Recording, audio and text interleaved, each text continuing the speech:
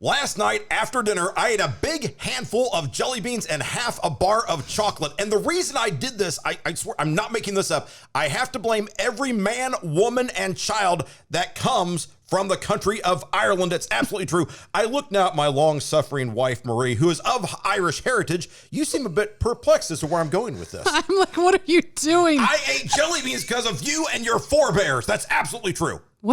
Okay, hold on. The forebearers, the elder ones, the ancestors of Irish heritage. So, okay, hold on. That's why I ate the jelly beans. Jelly beans come from Ireland? No. I didn't think so. You are so behind this. Okay, when I'm growing up, my formative years as a young lad, one of my favorite foods of all time, ate this every time I could, was Lucky Charms. Oh, yeah. Magically delicious. There's an Irish leprechaun, and that is what started me on my sweet tooth cravings. Every day I have to eat chocolate or candy. I swear, I do all the time. It's because the Irish Lucky Charms of the blue rainbows and the green clovers and the pink diamonds, or what do you guys put in there? Whatever sort of trick witchery was involved in this Irish breakfast cereal has made me the sweet tooth that I am, and I blame everyone in Ireland for what you've done to me. Well, then I should blame every sea boat captain because my favorite cereal was Captain Crunch, but you go right ahead. So when I eat jelly beans, every time I eat one, it's moistened with my tears. I'm like, I wouldn't eat this, but the Irish made me do it. It's just, I'm now conditioned to have sugar all the time because of Lucky Charms and because of Ireland. In fact, this led me to think about Ireland so much, we got to do a not one, not two, not three, but a 4-part series on the land of your ancestors. I'm always happy to talk about my roots because I am very Irish proud. And I did my DNA test. Yeah. And, it's just a fun thing to do. And I had in my mind that I had some ancestry from some different places. No, not really. You're Irish. 89%. No joke-a-roni. A wee bit, just a wee bit is from the Emerald Isle. That's absolutely you. Yeah. You're Irish. I was like, well, thanks for the confirmation. In case there was any doubt, if you see us on YouTube, you see the red hair, she's Irish. Red hair, green eyes. What can I say? So that's what we're going to do today. We're going to talk about part one of our 4-part series on Ireland today. Yes. It is called Kiss Me Blarney Stone. We're going to Blarney Castle, talk about castles all over the place. That's Marie over there. That's Frank. Voca Vacay starts right now.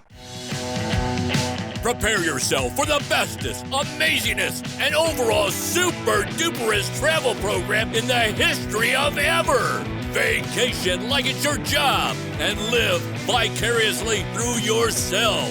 It's time now for Voca Vacay. Before we get to Ireland, we've got to do something here. We have got to give a shout out to our 4 new countries that have joined us. Since our last podcast, since last we spoke. I love making new friends. I know, it's so cool. Okay, here are the 4 countries in a random order. Libya. Oh, man, that's cool. We're huge in Libya. Oh, my gosh, how many listeners? I don't know, but a lot. It changes literally every day. Oh, my gosh. Every day. Singapore. Cool. Which is like a city, state, tiny, micro country, whatever. Yeah, yes. they're in as well. Mauritania. Oh my gosh, who would have ever thunk it? Mauritania is all over us. And Saudi Arabia. Very, very cool. I know. So thanks to the 4 new countries for playing along. Great to have you with us. And as we get into this, I know one reason they're listening is because they want to hear about all these travels we've gone far afield, and one place we've gone to Ireland not once, not twice, but thrice, and every time it has been your idea. This has been your doing. It's an Irish ancestry thing. And by the way, if you're looking, and I'm speaking as an American here, if you're looking for a country that is user-friendly. Oh, yeah, for sure. It's a little confusing crossing the street. Yeah. That's the one downside. But other than that, they speak English. A lot of people are from Irish ancestry and descent. It's very user-friendly. Everyone knows, we celebrate St. Patrick's Day. So, you eat Lucky Charms, magically delicious. You bathe with Irish spring soap. There's all sorts of... Stop it. What? I'm just saying. There's funny. All sorts of linkages there. Yeah. But Ireland, if you have to pick a country to go to. Yeah. And just thinking, I want to go someplace where the language isn't going to confuse me. Sure. I can read the signs, read the menus. There's a lot of food and drink that I'm quasi familiar with. For sure. Ireland is the place to go. Oh, yeah. And everyone should just go. We took some students abroad a couple of times. Yes. And, we just have been spoiled by being able to go like you said, thrice, but just multiple times. Like we have experienced something different, even going back to the same places. We've experienced something different every time. We've gone to new places. The only place we haven't been is Northern Ireland. Right. That's where we're going to go at some point. So most of what we're going to talk about in this 4-part series is going to be Ireland proper. And basically, you know, all around from east to the west, from the north to the south, everywhere in between. And yeah, it's a great place to go. We actually debated whether this should be a 3 or 4-part series because we've done 3-part series before, like Istanbul. We did when we went to Turkey. Right. We did that in Kebabalicious and a couple other things there. Yeah. And we really debated, was this a 3 or 4-parter? But because we've been there multiple times, and every time we come back with multiple memories, we start doing the cross-referencing. We couldn't do this in 3 parts. There's so much going on. I still feel like we're excluding quite a bit, but Ireland is worth it. It's totally worth going to and checking out and talking about. It's user-friendly, but it's incredibly accessible. It's picturesque. You can get there very easily. You know, travel time from the U.S. is super easy. It's like 6 hours. Yeah. It's like a flight across our country. Yeah. Like hopping the pond is not that bad. Going right over there, you know? Yeah, and so, it's very nice. It's very clean. It's very approachable. And more to the point, when you're doing this, a lot of Ireland, when we decided to do this show, we thought we've got to do Blarney Castle and the Blarney Stone just as its own thing, because it's such a cool thing. It does need a lot of description. And then Marie said, here's the deal. We should do a whole thing on castles. Right. Because we saw a bunch, but like, here's the deal. When you think of Ireland or, you know, Scott, whatever, over there, you think of castles. You think of castles because so much of the Irish history it's all intertwined. In fact, for the history lesson of this Voca Vacay podcast episode, Marie will now enchant us, I tell you, basically with Irish history. And when we start at the beginning and then we work our way forwards, it's going to make a whole bunch of sense as to why everything's there and what you got to do. I'm not a historian. In fact, I should know more about my history and everything over there. And it is so much. You know, one way to learn is to listen to Voca Vacay podcast about Ireland. This is true. It's the great circle of life. Okay, so what do you got? Here's all you need to know, okay? Okay. Much of Irish history is just about battling English rule. I have issues with authority. Yeah. Like, I don't like being told what to do. And I'm like, oh, yeah, that's just embedded in my DNA. That's where I get it from. So, like, if you just kind of, like, know that. Yeah. And, you know, if you look at, like, early English rule and takeover, you're just going to automatically see Henry VIII and the Tudor dynasty and all that political and economic and social, like, strife and upheaval. And basically what all of that boils down to is, of course, religion. Yeah. So the battle between Protestant and Catholic in the country. And so, you know, I wasn't raised Catholic. You were. Yes. But strong Irish heritage. I grew up with all the Irish food and all the Irish sayings.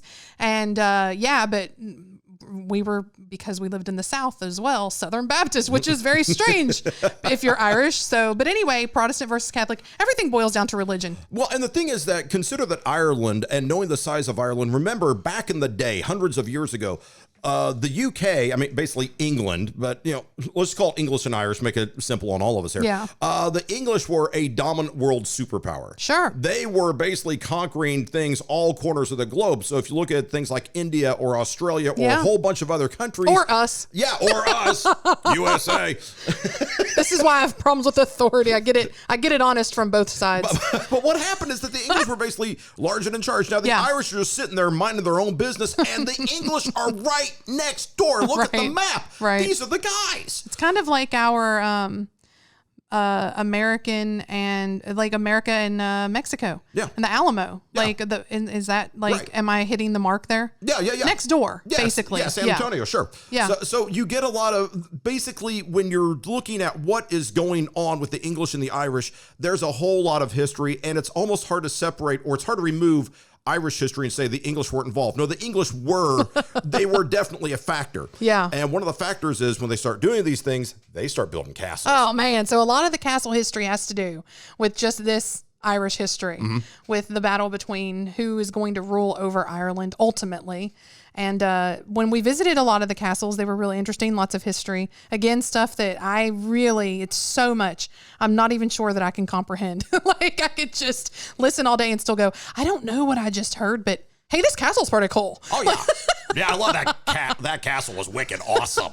It was so cool. Yeah. So I wanted to talk before we got into going to Blarney Castle and the other castles we're going to talk about, what a castle is made up of. Yeah. Because we need to have just, a basic layout and understand what these things were for. Yeah, so architecturally, I'm thinking of castles like it's a bunch of rocks and they just kind of put up walls. No, it's not as haphazard as, the novice might assume. Right. There's a lot of detail. The rooms are named individually. Yes. So there's a lot of stuff going on there. Yes. And when you put these things together, it's like, oh, yeah. That makes a castle. So I'm going to explain a little bit of this, or I'm going to try. Give me the deeds. All right. So Make it happen.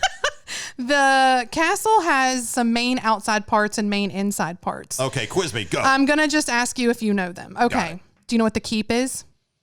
No, I heard that referenced on a Lord of the Rings thing once, but I don't know what a keep is. Okay. The keep is this strong tower located in the center of the castle. Oh, okay. That's like the big main thing Yes. you see. Oh, And you just see it when you're coming up to it and you're like, that's how it's like, that's a castle. the keep. Okay, All right. Do you know got what the Bailey is? it. The Bailey? That is where the Irish cream is stored for all of the winter festivities. You wish that was the case. Bailey's Irish cream comes directly from the Bailey. What, am I wrong about this? I've seen the bottle. What? The Bailey is the courtyard area around the keep. Okay. All right. Okay. Well, I hate to disappoint you. Let you have that one. Okay. The curtain wall. That's a wall that goes around the keep? It's the defensive wall around the keep. Got it. It's built to protect the Bailey. Oh, okay. Okay, Yes. so we're working from the inside out here. Yes. Oh, okay, I can visualize that. Got it. All right. The moat. I've been trying to get a moat contractor over here for the longest damn time to put a moat around the casa here. What? Does no one know how to dig a trench and fill it with water? Am I alone in this? I'm surprised that just now you didn't say the moat is where the Bailey's freely flows. A moat of Bailey's. What is this magical place? I saw that on Willy Wonka once, I believe. I want a house with a moat and a turret. Oh, that would be really cool. Awesome. Okay. See, your Irish heritage is really coming into play now. And I love this. I love this. I'm getting a moat. Okay. The drawbridge. Oh, yeah. That's the little bridge Goes that you over- walk over the moat and you Yeah. pull it back up so the bad guys can't, they have to swim. Sure. The battlements. That is the defensive place where the defenders protect the castle from. They're like high up, I think. Yes. It's the gaps between the running wall along the top of the castle. Right. Okay. Yeah. The portcullis or porticulus, portcullis, I think is what it is. Yeah, Yes. that is a slice of pork that you have. It's between the rib bone and the ham bone. That is so the wrong. portcullis. What? You It put a is little so gravy wrong. on that. It's so tasty. It's that, okay, like when you're watching, because here's the thing, like Lord of the Rings Yeah. or like Love that stuff. Love it. Game of Thrones, they have to know the names of these things proper because they have to write them into the script. And this is like medieval stuff here, like vocabulary. Okay, so the portcullis is the gate that slams down with the spikes. Whoosh. Oh. Yeah. Okay, so you pull up the drawbridge, you drop the portcullis, and the keep is safe. Yes, it's the heavy spiked barrier. Oh, I like my definition much better. Big slab of portcullis. All right, and then apple cider vinegar on it. What? No? you have it with Bailey's. Oh, yeah. See? Right. Everything goes with Bailey's. They're not even a sponsor. They should be. Oh God. That would just be bad news bears, because I don't even know how I'd be able to do a show. I'd be like, "Hi, give me another Bailey's." Okay. The arrow slits. Okay, now that I do know, and I actually know that from the Outlaw Josie Wales. Oh, cool. Because what they did is they had windows and you have like a cross pattern in like a wooden frame or something like that, and that way they could Clint Eastwood in that movie, in the Western, you could aim a pistol out of that, no one could shoot in. So I imagine the arrow slits are the same. You can shoot an arrow out, but shoot an arrow through that thin notch from a distance just isn't going to happen. Yeah, so these are cut into stone, mostly in a cross shape. Got it. Yeah. Okay, so that's like the outside main parts. Then the inside main parts are the Great Hall. Oh, yeah. Well, I've got a great hall here in the house. That's not a problem. It's where they serve the Baileys. Yeah, that's where my TV is, in the Great Hall. The bed chambers. Hello. Hey, I'll meet you in the bed chambers. Hey, the bed chambers. Scandalous. Scandal, I tells you. Okay, solars. Those are early drawing rooms. Okay. Yeah, sure. so, you hang out, whatever. Right. Bathrooms, lavatories, and garden robes. Okay, now This is interesting. Okay, yeah, you got to do the... I will explain this. You took science, I didn't. What is it? Well, when we went on one of the tours of one of the castles we're going to talk about later, she explained very well about the toilets. Yes. And the garden robes. Okay. So in a castle, you would have part of a main room that jutted out that had a grate over to sit on that just went down, like it just was air that went down you didn't to have the plumbing. ground. Basically, you're hovering. Yeah. I mean, the room just sort of juts out over the castle. It's up. Yeah. And so when you're doing your business, it just falls straight down. Okay. And people would, this is the funny thing. She explained that people would meet to catch up on the gossip from the day before. Yeah. And they would sit there and talk to each other while they just went. And so you just... I don't like anyone within a 50-yard radius of me when I'm doing what I'm doing. I really don't. And no one needs to be, sir. No. Oh, I'm getting all queasy here. So here's the deal. Yeah. If you had a proper setup in your castle, you'd have, your bathroom area. Yeah.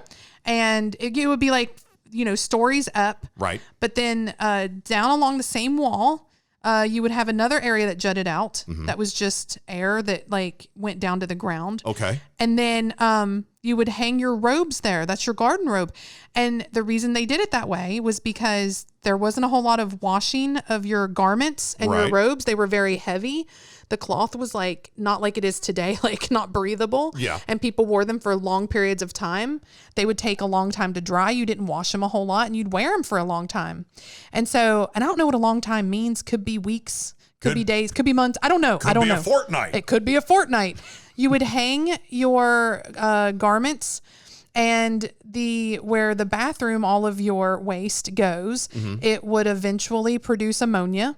And the ammonia would float up and it would cleanse your robes of the bugs that were in your garments. It is so counterintuitive that your human waste is basically creating something that is a cleaning agent. I think it's very inventive, yet very strange. Again, I want a 50-yard radius. I really do.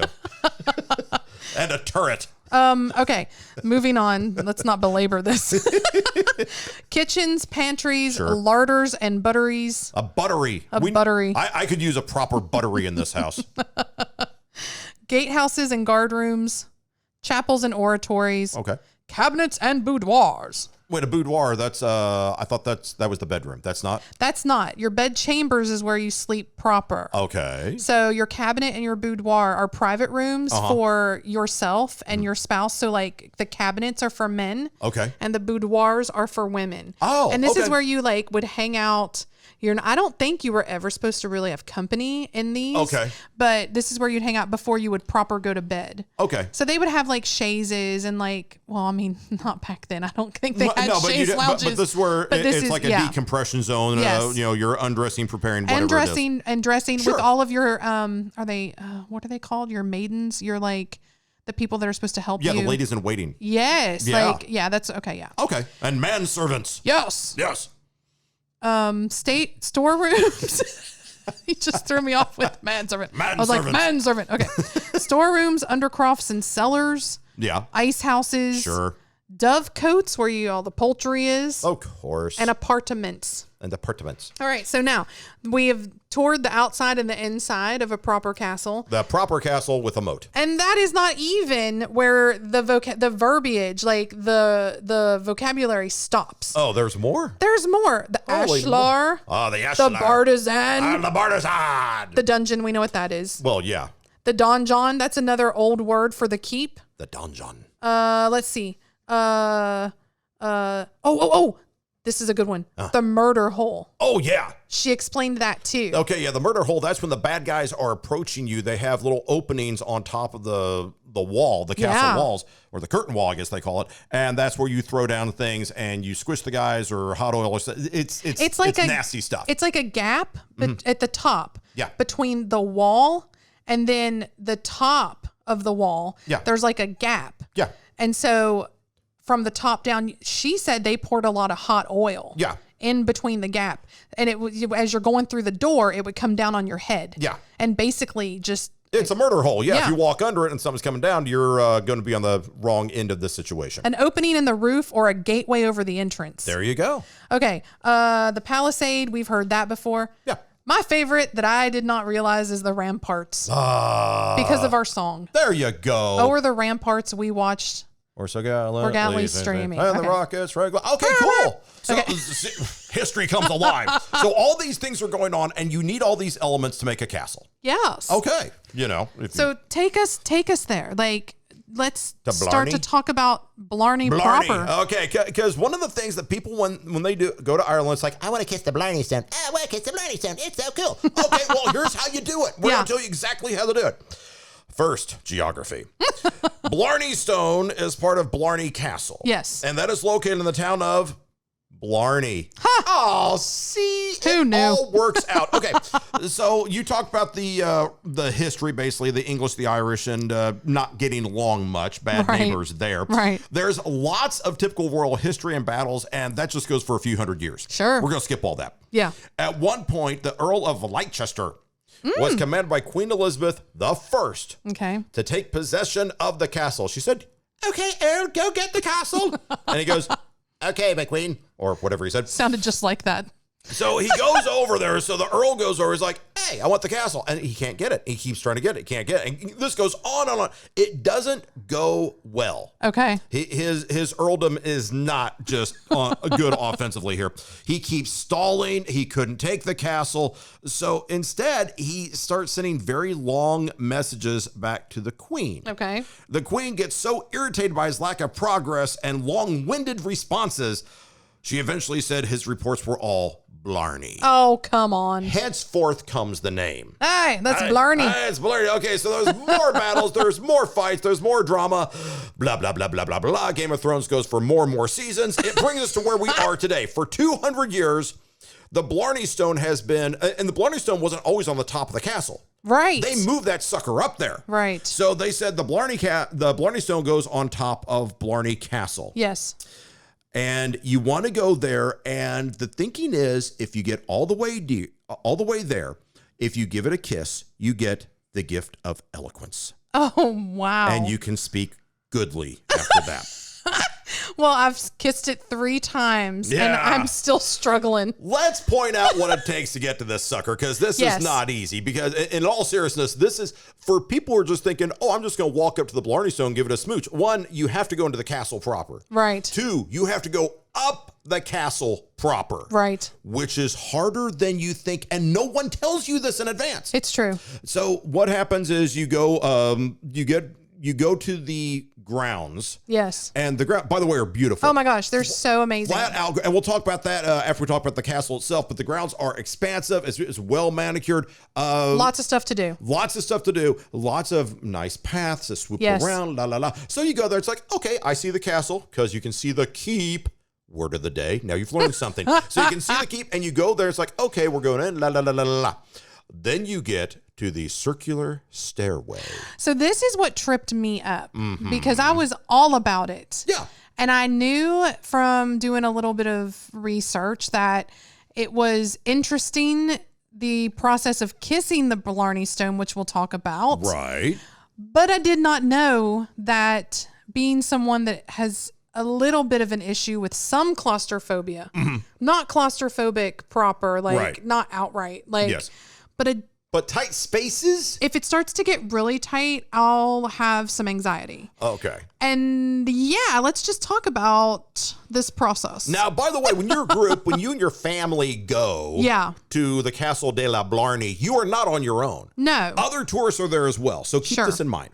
So now you have one way up and one way down. Yep. And the twain do not meet. So we're going up. You're going up a circular stairwell. And did we mention that this castle is made out of stone, basically? Yep.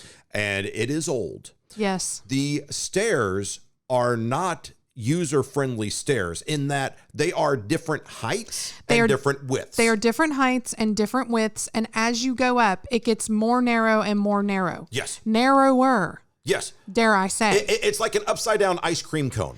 It is. You start spiraling up, and the more you go, the more elevation you reach in the altitude here, the tighter it becomes. And we didn't know this until we had toured another castle, and they explained it was because if someone did breach the actual, like, if they're coming up with a sword. Yes. And they breached your castle. Like, they got in and they got past the murder hole. They got over the moat. Right.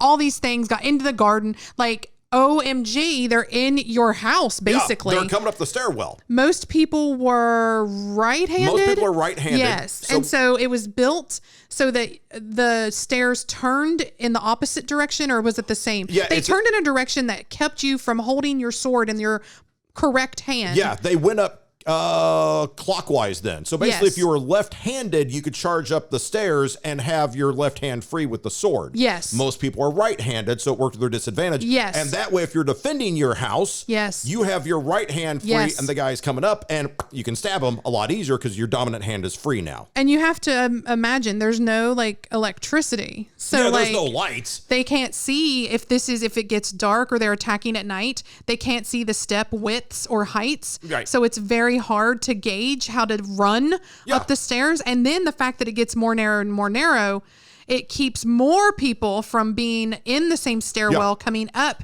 to attack you. And so you can deal with one attacker at a time from the top. Defensively, it's brilliant because, it's so brilliant.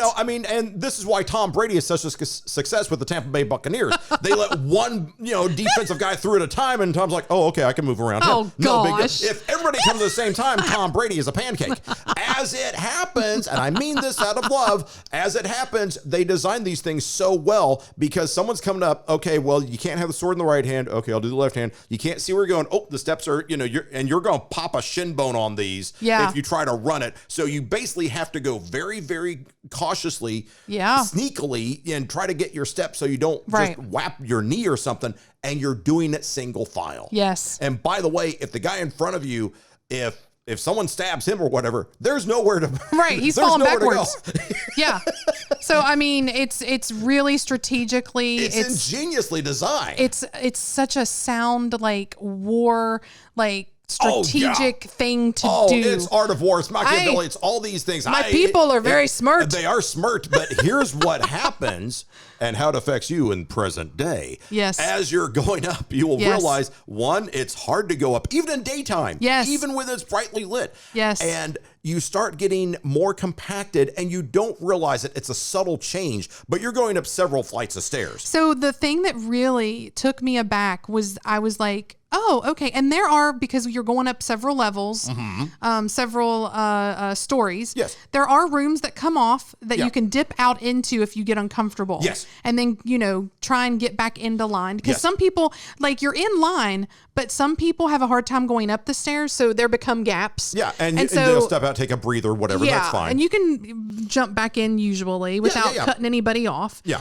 But anyway, it gets to a point where in between those stories, and as you're approaching the top, there's someone directly in front of you, someone directly behind you. The walls are on your shoulders. Yes. And you can't see up or down. No, you can't. It made me so claustrophobic. The first time we went, I almost had a panic attack. Yeah, because literally your eye level, the back of the person in front of you, the back of their legs. Yes. And you're doing the same thing, and you can't go right or left. And by the way, when you step out for a quick breather, if you come back, you're still going up. Yes. Turning you can't around go down. really is not an option. Yeah. We say this out of love. If you are particularly large, if you have any sort of disability that impedes you from climbing steps, because there's no escalator as an option here. Right. And if there's any reason why you can't do this, it's just not going to happen. Vertigo, if you have anxiety, if you're claustrophobic, yep, absolutely. It is really, and we're not trying to scare people. No. It's just that, like, be aware that this isn't like, oh, I'm gonna go see the Blarney Stone and it's gonna be over. Like, yes, it is a thing. You have to earn it. Yeah, you have to do. And here's the amazing part of all of that.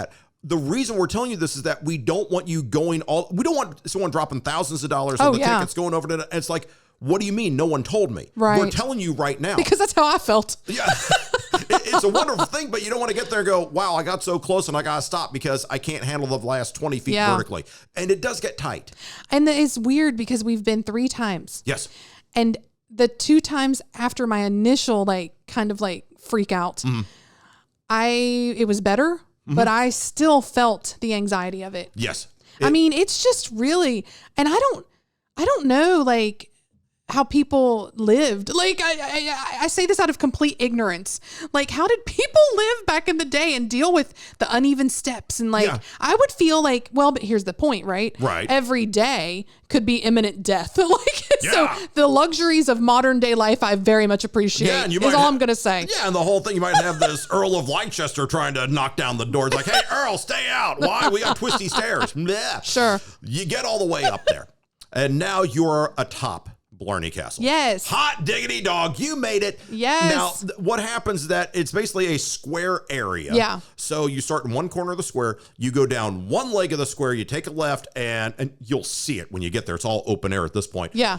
There is someone there. He's a helper. Yes. And what he will do is your job now, check this out. This is fun. And this is where the picture photo op comes in. He is going to lay you on your back. There's like a little pad there. Yes. And he holds on to you. Yes. Because you're doing a back bend. Yeah. The Blarney Stone, by the way, you don't just give it a smooch. It is at foot level. And to get there, you lay on your back. Yes. There's two vertical bars that you hold on to. Yes. And you contort your body. You sort of lean. It's not Cirque du Soleil, but you have to lean out over an open area span, which goes directly down the side of the castle. Like 4 or 5 stories. I can't remember how tall it is. Yeah, it's up there. Remember the murder hole we just talked about? So it's like that gap. Mm-hmm. The Blarney Stone is on the piece that's across the gap. Yes. And you're laying, and he helps you go backwards on your back. Yeah. Down in between the gap. Yes. And then you have to scoot backwards with your shoulders off of the wall. Yeah. And then kiss the stone. It's crazy. I feel like you should get more than elegance for doing that. Eloquence. Eloquence. Thank you. See? I didn't get it. But you got the gift of elegance. I got the gift of eloquence. I feel like you should get riches, applause, like, general, like, yeah. I'd settle for a bowl of Lucky Charms. They are magically delicious. I'd settle for a Bailey's. So what? So you do that, and there's a guy there taking pictures. Yeah. Pictures are available when you get back down. Yeah. So you give this thing a big old smooch. Just do that. Don't do that. Blah, blah, blah. It's. And you leave and you go down a different way. Yes. So, but it's gorgeous at the top. You look out and you see the ground. Yeah, and it's you've beautiful. got time now. Now you've kissed the Blarney Stone. You're coming around the rest of the square, and you can look out and go, oh my goodness. And it is beautiful. It is verdant is the word. Nice and green and luscious and Irish. You look around and go, this is a beautiful place to be. Verdant. That's a good crossword word. I love that. I like that. So, and there's a guy taking pictures there. Yeah. So you just give it a quick a first date kiss is what this is. Oh my gosh. Yeah, just like that. What? First date kiss? I am literally realizing. Yeah. You could not do this. And I know it's been closed anyway. Right. Because of COVID. Yeah. You really couldn't do this because of COVID. Oh my goodness. Yeah. What are they going to do? Disinfect it every time? I don't know. No way. Anyway, that's interesting. We shall find out. Post-COVID, we'll see what they do. Sure. Absolutely. For sure. So they're doing this. Then you go down, and you're right. You go down, and going down the stairs it's a different staircase. It's so refreshing. Yes. You've now kissed the Blarney Stone. You have the gift of eloquence. You made all the way up, and that's because here's the thing: the stairs get wider and friendlier the further down you go. You're like, yes. Oh, I can totally do this. This is easy. So you go down. Now, once you do this, by the way, just to point out, as far as the money goes, tickets are 16 euros online. It's 18 euros at the gate. I think it's $20. I don't know. I'm rounding. Yeah. There are family deals. There's discounts for youngsters and oldsters. And remember, if you have a child under the age of 8, they can only kiss the stone if the staff approves, not mom and dad. Right. So if your kid gets up there, we don't want your child being disappointed because you're taking a 6-year-old and they just go, we're not really comfy. Yeah. It's really a judgment call by them. Yeah. So you'll come down, you can see the pictures and go, oh, this. And by the way, you can take pictures of on your own bathtub. Yes, and we took pictures of each other, but they do have a camera set up, and they, it takes a picture for every guest, every tourist, kiss, or whatever. Every little smoocher, every little kiss. You get it. Yeah. Right there. All right. Now, when you come down, yes. By the way, okay, so now we're at the bottom of the keep. Everything is good. And now for some cultural input here. I'm all about culture. For some cultural input, here's what you got. Right next to it, you have the poison garden. Yes. Let's explain. We talked about your kid under the age of 8. Watch them. Watch them right That's here. true. That's this true. is the most dangerous. It's I thought they were kidding. Like they were like, oh, here's the poison garden. And I was like, clearly it's just for show. No, these are the real things. This is back in the medieval times and whenever they were kicking around. It's like, hey, if you want to poison people, again, watch Game of Thrones for highlights. Yes. If you want to do this, here's what you can do. Yeah, Jeffrey, that ended badly. That's a great scene. Yeah. So if you ever pick up Wolf's Bane, they've got it there. Mandrake. Ooh. Just sounds nasty. Ugh. Ricin. Oh, we know about ricin. Breaking Bad. Because we're big fans of Breaking Bad. Vince Gilligan, Breaking Bad. Yeah. Better Call Saul. Yeah. Oh my gosh. Yeah. Ricin. Totally ricin. You find it right there. Opium. They've got opium. Oh. They've also got something called cannabis. That's marijuana in case you don't know. Mary Jane. But I'm hearing all kinds of songs in my head. Yeah, but here's the deal. There's not a whole lot of songs made about Wolf's Bane or Mandrake. Right. And they have, it's amazing. They have, by all these little poisons, they have the skull and crossbone symbols all over the place. Yes. Like, really, you don't want to touch this. Pets We're are not allowed kidding. on the grounds. No.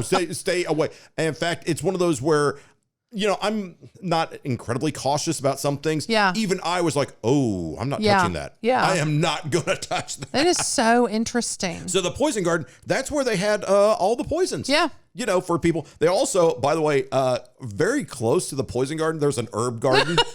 Let's not confuse this, shall we? I thought that was basil. I fed a rosemary. It was mandrake. Darn it. They look the same. Every time. There's flower gardens, and the flower gardens are flat out gorgeous. Check out vocavacay.com. We're going to post picture of this place. There are some, and I'm not even a flower guy, but there are some flower gardens. Just go, whoa, it's nice. Whoa. Really cool. Under the Blarney Castle itself, there's a little series of caves, little caverns down there. Oh, those were really cool. Yeah. And you can just like wander around. Kids love it down there. Oh, yeah. That's Send really the kids cool. in the caves. Don't let them go in the poison garden, but yeah. We'll turn you loose in the caves and let you go find Batman. I don't care. So you can do that. And then there's little musicians who are around. I don't know if it's like every day or whatever, but, you know, they're playing whatever medieval instruments. You go, okay, that's a violin or a lyre or whatever these things are. Kind of cool.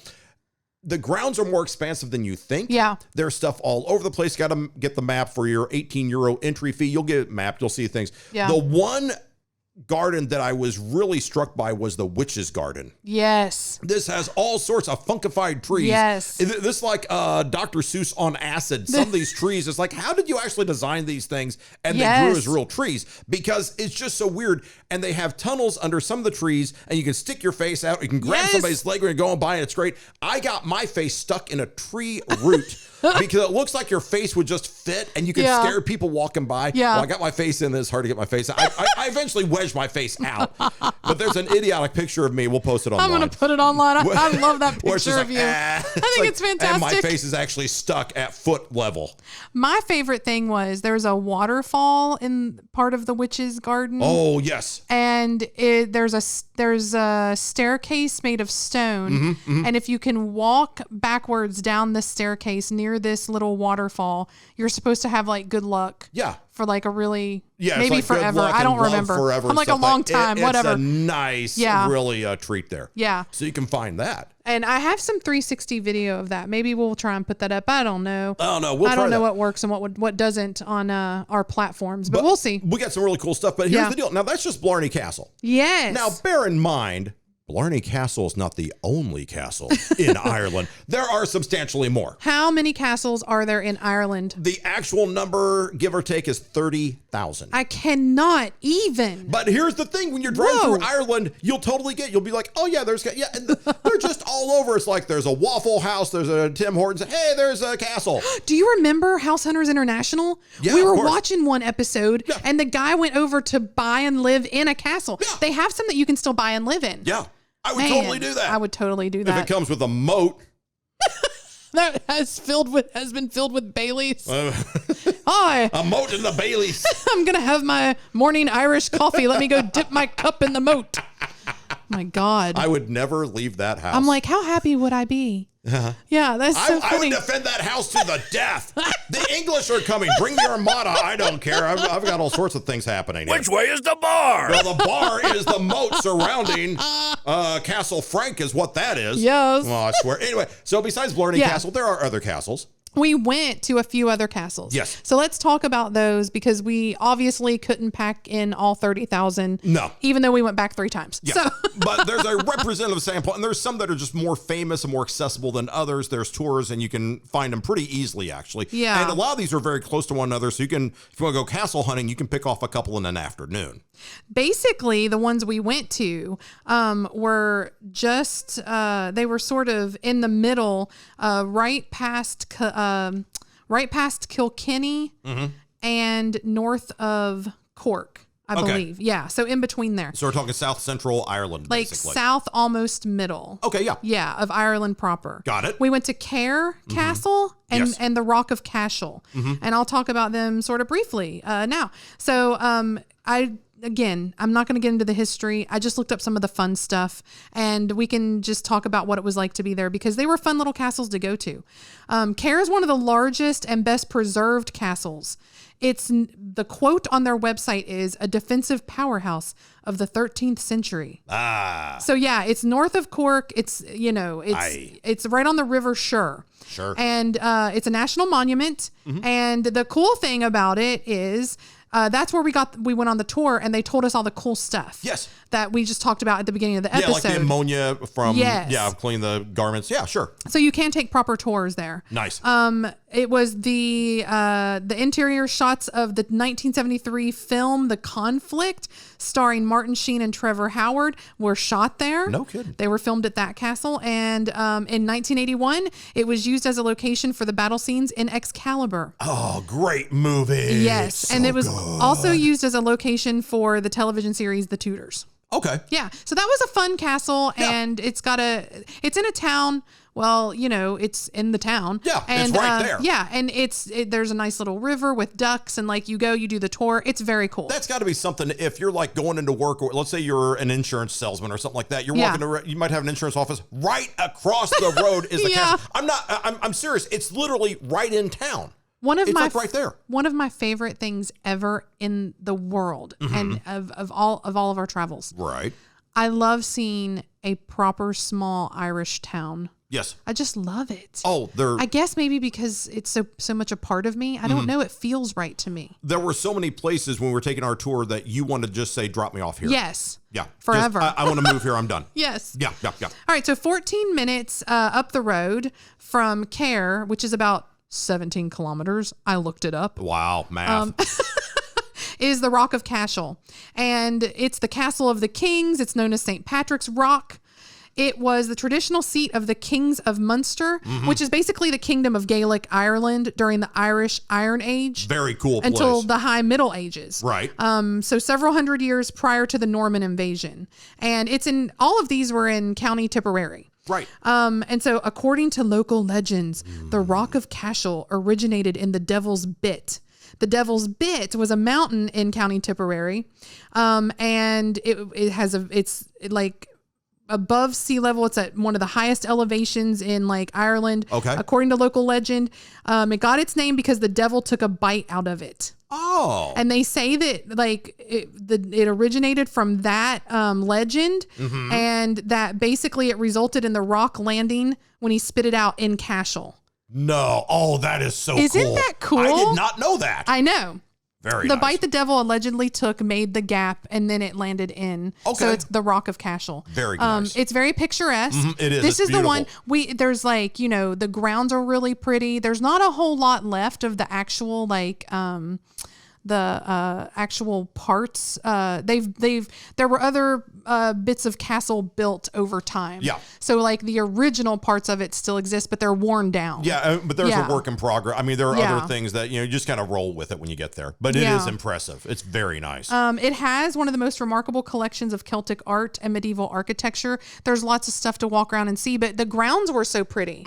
And when, like we said before, we had taken some students over on study abroad, they loved this place. Oh, yeah. you could climb around and you could look out and see Irish countryside, and you could just, there was a graveyard, and there was like other stuff that you could like walk around and look at and take pictures of, and it was really cool. Very picturesque. In fact, I know the students were breaking out their cameras all over the place, and just not even like the cell phone cameras, like the real cameras, like, oh, this deserves proper photography. Like it's beautiful landscape photography. Yeah. And then, about, I would say cattywampus. If you know what that is. I do. It's a southern term that means kind of like slanted over there. Slanted over there diagonally. It's cattywampus. Cattywampus to these two castles over in Kilkenny is the Kilkenny Castle. Yeah. And it's also in County Tipperary. It's northeast from Cashel. It's about 45 minutes or 62 kilometers. It was built in 1195 by Norman occupiers. This is the one that has lots of displays. Yes. And so we went and did the tour, and they have all these rooms like built up with all the formal, proper like furniture. So this was occupied up into modern times. And so that was really cool to see. Yeah, it just was really, really kind of a cool place to tour. Yeah, and that's when you think about castles. I mean, this is one that is, I don't want to say functional, but it is, it's not ruins or anything. You walk into this and go, oh, wow, there's still a library. There's still the antechambers. There's all these things. Yeah, it still exists. Like in the banquet hall, there's the long table and chairs, and it had, all the rugs and all the lighting fixtures, and like, it was really cool to look at. Yeah. That's Kilkenny. Yeah. And then we saw Galway Castle and the Waterford Castle in Dunmore East, but we just kind of saw them. We didn't really tour them or go inside of them. Yeah, because there are so many castles there, and there's such an opportunity. And here's the thing. It's always nice to have something to go to when you go back. Yeah. Yeah, because it's another excuse. Oh, yeah, we didn't get to go to that castle. Next time, we're going to hit it. But I think these get a lot of... because they're on the National Historic Register, and like I know there are other ones as well, but like these being in the area that they're in, I think they get a lot of traffic. Yeah. And so I'm glad we went and we got to see them. Absolutely beautiful stuff. Check it out on vocavacay.com, because we will post some pictures. Yes. And it looks really good. Now, when you look at all these things and you go, you know what? We had a great vacation. Not once, not twice, but thrice. 3 times. It was really good. You would think that we would never get in a bad mood or bicker about anything. We love each other so much. We'll never fight again. Oh, you'd be so wrong.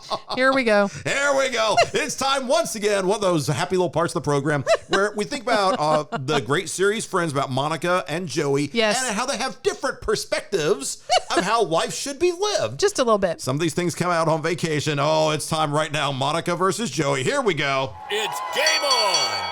It's time for Monica versus Joey. We've said the number before. There's 30,000, give or take, castles in Ireland. Whoa. How many do you want to see? I'll be Joey and I'll go first. Okay. I've seen enough. No, okay, I don't want to be that flippant, because the Irish people are like, there's this one and the wee dram and okay, I get it. Every castle is different and individual and unique. Yeah.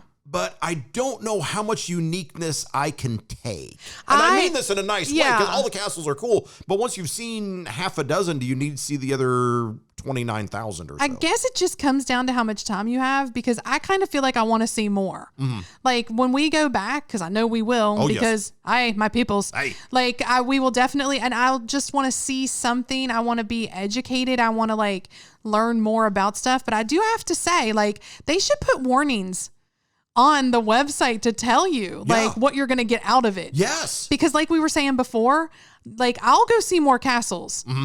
But if I can't get up into something or be a part or do it, then I'm going to be irritated that I spent the money. Yes. Yeah. So I would do it. I would see more castles. And I would go back to the ones I've seen before. You might be able to talk me into 1 or 2 more, but there are so many. At some point, just have to say it's castle overload, basically. But Blarney Castle, you've really, if you want to go see the quintessential castle that everyone's going to see, and this is odd, Kilkenny is one of those where it's like when you think castle, that's a castle. Right. Rocco Castle, that's and all these are different, and they're all unique enough that you get a good flavor or cross section of what castles were. Sure. And then we see, the Blarney Stone at Blarney Castle, you go, oh my goodness. Yeah. It really ties everything together. Yeah, So if you're going to see some castles, these are the ones, this is the short list of what we've seen. And, we highly recommend them because you get to see the ones that are functioning, the ones that are a little bit more falling down, but all of them have stunning history. I would like to see more just simply because I want to see a more modern one that you can live in. Yeah. I want to hear more about, here's the deal. There's so many people have Irish roots. Yes. You would probably want to see the castles from where your roots come from in whatever part of Ireland that your family came from. I could see that. Yeah. I could see that. So, but I understand when you can get castled out. Yeah. Yeah, I get it. Well, as we're doing this now, Blarney Castle, we're not quite done with it yet. No, not yet. Because Blarney it's a cool little place. Yeah. So when you come out of the castle, there's something else you have to do. It's like, what do I do? No, what do you do? Do I go back to the car and drive away on the wrong side of the road? Sorry, the other side of the road. We always say the wrong side of the road. It's actually the other side of the road. It's the other side of the road. Yeah, so sorry for that little Because Freudian slip. But they think we have the wrong side of the road. Yeah. So no one's right, no one's wrong. It's just the other. Simply the other side of the road. For sure. This comes into play because you're about to cross the street from Blarney Castle, and you're going to have to look the other way from what you think. Let's tell you right now about this travel nugget because this is something you've got to know. Ooh, I like a good travel nugget. You're coming out of Blarney Castle. You're coming out of the parking lot. By the way, you do exit through the gift shop. Yes, you do. So you totally exit right through the gift shop. Much like everything else in life. Right this way. Here's the gift shop. That's where Disneyland got the idea. So you're exiting through the gift shop, which is absolutely fine. There's all sorts of cool stuff and, whatever you get. It's like, okay, nice. Yeah. You come out, there's the parking lot. Now you have to cross the road. So here's the deal. Look the other way. I love that a lot of Ireland, especially the very touristy parts, they have taken charge of tourists and just trying to help because they're probably tired of tourists getting killed.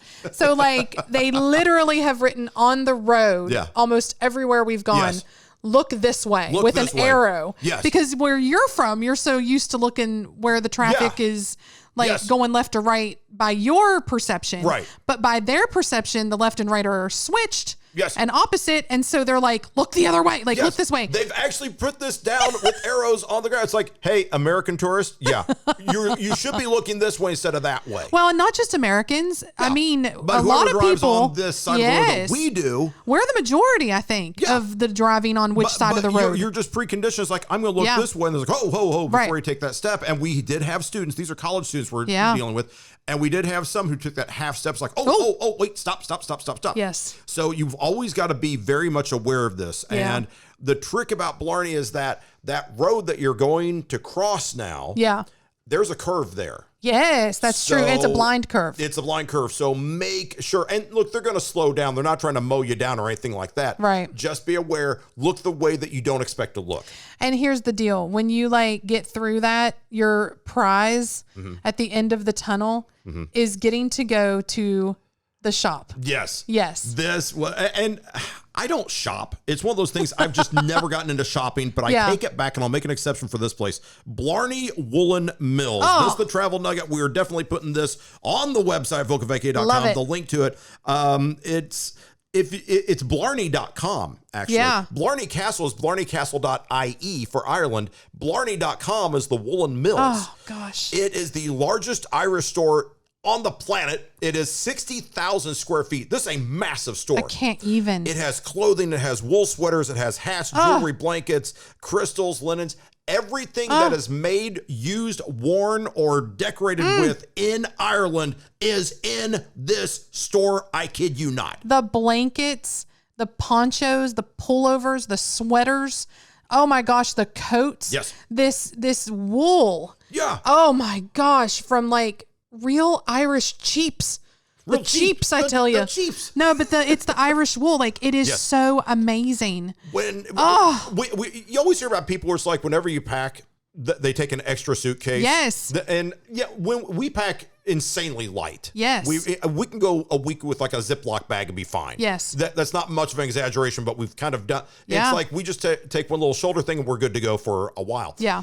This is the kind of place where if you're going to Blarney Castle, seriously, take an extra suitcase. If you have the kind of suitcase that it's like those Russian dolls that one goes inside the other one or whatever, pack a full suitcase with your stuff, and then the bigger suitcase, leave Put it empty. inside. Yeah. Here's why. You want to bring back one of these sweaters Oh, or man. a blanket or something like that. And these things do not really squish down that much. They are big. I've got one right here. Yes. And if you're watching our YouTube video, our Hi, webcast, everybody. I'm waving. Hi. You'll see green is my color. Yes. But like they are incredibly durable. Mm-hmm. They're like this here is just a poncho and just beautiful with and here's the thing, the knits, like these lines, they all come from different clans. Yes. And like whoever like made this one is like, I mean, you can actually go and find at some places the detail on the knit pattern. Yeah, it's like the knit pattern. It comes from this clan it is from so hundreds cool. of years ago. These things repel water. Yeah. Like, I mean, this has been one of my favorite things ever. In the wintertime, I wear this and people here are like, where did you get that? Yeah. And I'm like, you got to go to Ireland. Got to go to Ireland. So this. Yeah. When you go to Blarney Castle, set some time aside to go across the street, not making this up. You've got to go to Blarney Woolen Mills. And shop. Yes. And they have an eatery there. Yeah. They have really good food. Totally. They had, proper lunches, and then they had, street food fare. Like, I mean, it was really good. It's a great place. So you can spend a whole day in Blarney and everyone, whether it's the kids, the oldsters, the youngsters, the whole family, you're going to have a great time. Yeah. And there's not a whole lot of places we can say that about unequivocally. It's a beautiful place. You're going to have fun. You're going to get your history on. Right. You're going to get your culture on. And then you can go shopping. And I don't like to shop, and I enjoyed it there. Right. That's saying something. We really recommend it. And you can order online. Yeah. Just saying. Yeah. They ship worldwide. You can find them. They can find you. About to order another poncho. But anyway.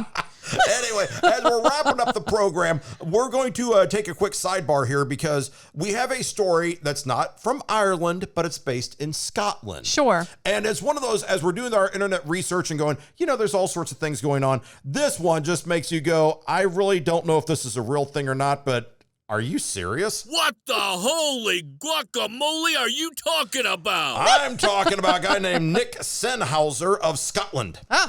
He flew every 3 weeks or so before COVID. He was a frequent flyer because he has his parents are in Thailand. Okay. He has family in the United States, all over Europe. He's in Scotland.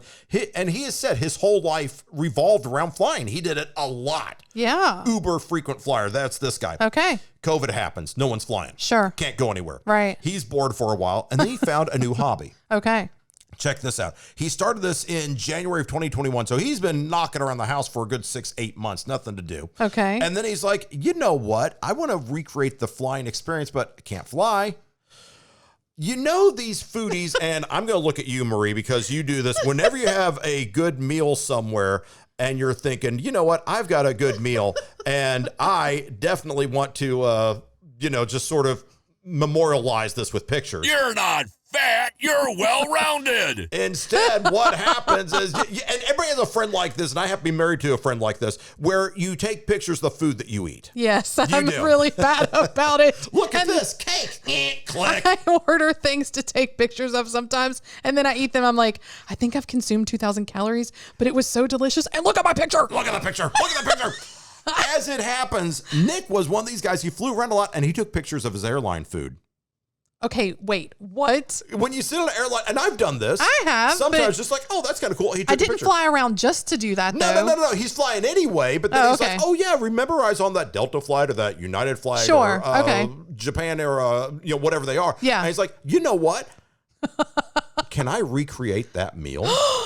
Stop it. He started a brand new hobby. What he does is every weekend he gets a photo of the airline food. No. And he recreates it No. as detailed as possible. He finds the recipes online. And now, if you thought that's one thing, he leveled up. He actually owns the airline dishes. So the little plates they give you. And oh my God. Some of these things are like triangular or trapezoidal or something weird or whatever. Because they put them on the tray so they don't slide around. So he nests them in there and all stuff. He plates it exactly.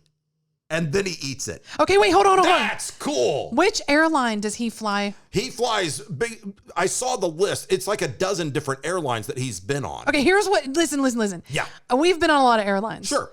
The coolest food container, tray, serving dishes, airline thing I've ever seen was KLM. Yes. They had these little red shoes that were your salt and pepper shakers. And I was about to die. And they served you in the proper Dutch white and blue china. Yes. Like, oh my gosh. If he has those and he did that, I would literally lose my mind. So he recreates everything. He recreates the dish. He actually owns an airline food trolley. Oh my gosh. They roll down the aisle. He's got one of those. He owns dishes and flatware. This reminds me of one of our favorite shows, which is Hell's Kitchen with Gordon Ramsay. He has the challenge of taste it, now make it, where you taste a dish and then you have to replicate it exactly. But they have. He's doing that. He did the recipes, right? You said? Yeah. But they make them in such bulk. Like, how did he do this? Economies of scale. Oh, yeah. I don't know. I'm not. Math is power. Math is not my strong suit. So Nick Sennheiser, I believe that's how you say it, of Scotland. But what he has done is he's gone through and he said, okay, here. I had this dish and it was whatever, or if it was a soup or a chicken or the lasagna or whatever, he recreates it. He plates it just like, then he sits down, he eats it just as if he was flying over Western Europe, for example. Wow. That's actually kind of cool. And he says his cooking skills have actually improved greatly in the past couple months because you have to learn so many crazy techniques that heretofore he was unaware of. Oh my gosh. Absolutely true. I have to say, like, I know a lot of people hate airline food and we complain about it as when it's bad. Yeah. And I'm sorry. Sometimes it's I don't know what the percentage is, but a lot of times it's not what you expect it to be. Right. And so I wouldn't maybe say bad all the way, but it's definitely not like haute cuisine. Haute cuisine. Like, yeah, but I have to say, the times we've been bumped up into a higher class. Yeah. The food was pretty dang good. Look, the food on an airline, and I'm going to say this, I'm not insulting, it's serviceable. Yes. It is what you expect. Look, you're being fed a meal at 30,000 feet out of basically a flying aluminum tube. Right. Enjoy the cookie, enjoy the pretzels. And if you didn't think to bring something with you, so be it. Okay, that's just the reality of it. Yeah. So I look at the airline food. I'm surprised they give you food at all. True. And if you do manage to go to premium class or first class or business class or whatever, the food's upgraded a little bit. Is it worth it? The difference in the price? Maybe some people just really like the food. I'm just... On really long haul flights in first class, they have a proper chef down in the bottom of the plane helping to make the meals. And also, like, I have to say, there are some airlines back in the 70s. Didn't they have like proper service where they came out and you had like real silverware and stuff? They sure did. You could also smoke on an airline back then too. Times have changed. Times have changed. Times have changed. Anyway, this is very interesting. And so I applaud this guy for getting a hobby during the pandemic. Good job, Nick. Post those pictures and all that stuff. And hey, we'll be sure to post this episode and all the links at vocavacay.com. You can always check us out there. You can always keep up with us on Facebook and the social medias like YouTube's and the Twitter spheres and the Instagrammers. And the Book of Faces. There and you all the go. things. We're on the socials. Anyway, it's been fun. That's Marie over there. That's Frank. Remember, we'll see you in a fortnight, and we want you to vacation like it's your job. And live vicariously through yourself. There you go. Hey. More Ireland episodes are coming up. They'll be unleashed soon. You'll get them all. And it'll be a 4-part series on Ireland. Yes. And as always, our new bestest buddies in Libya, Singapore, Mauritania, and Saudi Arabia. Thanks for playing along. Hope you enjoyed it. We'll see you next time. Sound good? And love ya. Yeah. Miss ya. Miss ya. Mean it. Bye. Bye. Don't forget to click subscribe. As always, #Voca Vacay at Voca Vacay and visit vocavacay.com.